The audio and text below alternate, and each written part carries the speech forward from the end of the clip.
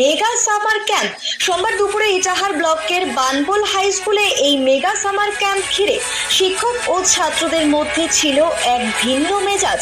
School দেওয়ালের গম্ভীর পরিবেশকে সরিয়ে রেখে মাটিতে বসেই খেলার ছলে চলল আবৃত্তি, কুইজ, গল্প বলা প্রদর্শনী সহ নানান বিষয়ে শিক্ষা।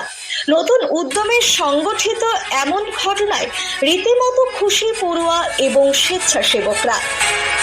কিতকিত দাঁড়িয়াবান্ধা রুমাল চুরির মতো খেলা থেকে দ্বাদশ শ্রেণীর স্বেচ্ছাসেবকেরা অংশ নেয় মজার শিক্ষামূলক খেলায়। দেবাশিস সেন নামে স্বেচ্ছাসেবক বলেন, গরমের ছুটিতে প্রতিদিনে 1 ঘন্টা মতো করে ক্লাস করছি। আজও এখানে ছোটদের সঙ্গে কাটিয়ে খুব মজা হলো। কেন এমন উদ্যোগ জানতে চাইলে এই প্রকল্পের জেলা কোঅর্ডিনেটর বচ্চন মণ্ডল বলেন, পশ্চিমবঙ্গ মধ্যশিক্ষা পর্ষদের অধীনে থাকা সরকারি স্কুলগুলোতে চলছে গ্রীষ্মকালীন ছুটি। এরকম পরিস্থিতিতে চতুর্থ, পঞ্চম ও ষষ্ঠ শ্রেণীতে পাঠরত পড়ুয়াদের মধ্যে পড়াশোনার অভ্যেস ধরে রাখা এবং ভাষা ও গণিতের প্রতি আগ্রহ তৈরি করতে উদ্যোগ নিয়েছে উত্তর দিনাজপুর জেলা শিক্ষা দপ্তর।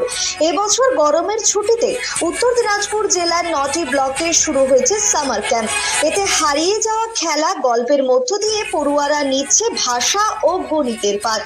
তারই অঙ্গ হিসেবে এদিন 6টি স্কুলের পড়ুয়াদের নিয়ে একসাথে অনুষ্ঠিত হয় মেগা সামার ক্যাম্প।